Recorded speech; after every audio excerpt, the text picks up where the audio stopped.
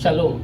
My name is Sanjeev Bhosle. I am the pastor of multi-ethnic ministries and senior ministries at Plymouth Covenant Church. Today I want to talk about God's appointment in your disappointments. Finding God in your disappointments. Let me start with the story of Ruth. A small book in the Old Testament, just 4 chapters, just before the first Samuel. It talks about Naomi and Ruth.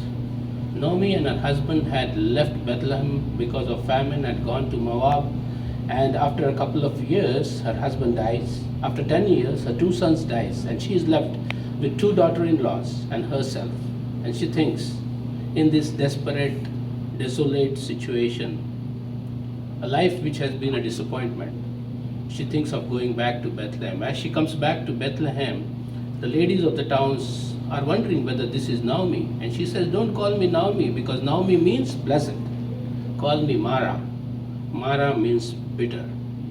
So here she is, in a disappointment and desperate situation, has become bitter with her situation. During this time of COVID-19, May 2020, how has COVID been with you? Are there been disappointments after disappointments?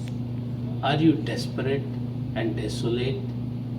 Are you thinking that nothing good is going to happen in all this situation? Let me suggest that these are times of God's appointment in your life.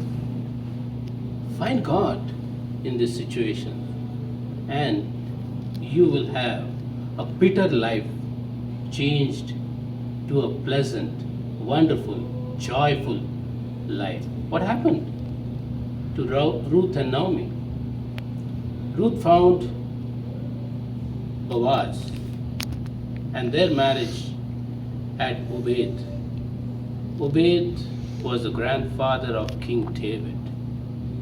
3,000 years after that story, we still read about Ruth and Naomi. If life was good for her in Moab, she would have not returned. And we would have not read about her in the Bible. Let me talk about Ravi Zachariah, who went to be with the Lord on 19th of May 2020. Growing up in Delhi, he wanted to become a cricketer. He was disappointed that he couldn't be that.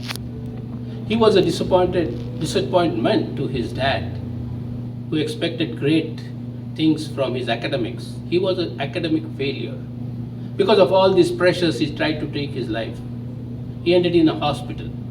On his hospital bed, almost near the death, he received a Bible. A Youth for Christ worker gave him a Bible, read to him John 14, and told to him that Jesus says, because I live, you shall live too. He clinged on to that promise. And he promised God that if he comes out of this, he will let no stone unturned to know him. Coming out of the hospital, he did well in academics. He entered an exam to become the Air Force pilot in Indian Air Force. Out of the 300 who sat for that exam, he was ranked 3rd, a sure shot to be selected as an Air Force pilot. But as he was being interviewed, the commanding officer told him, son, you are a good man, but I am not going to select you because you are not made up to kill. And this job entitles people to have that killing instinct, to kill people. He was disappointed. After a couple of months, he landed in Canada.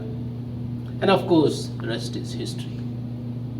If he would have stayed in that job, would have become an Air Force pilot, that was a commitment for 20 years, he would have not come to Canada, and the world would have missed a great apologist.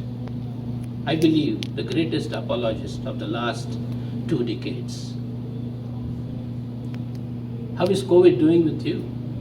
Are you filled with disappointments? Are there desolate situations? Are you desperate and thinking that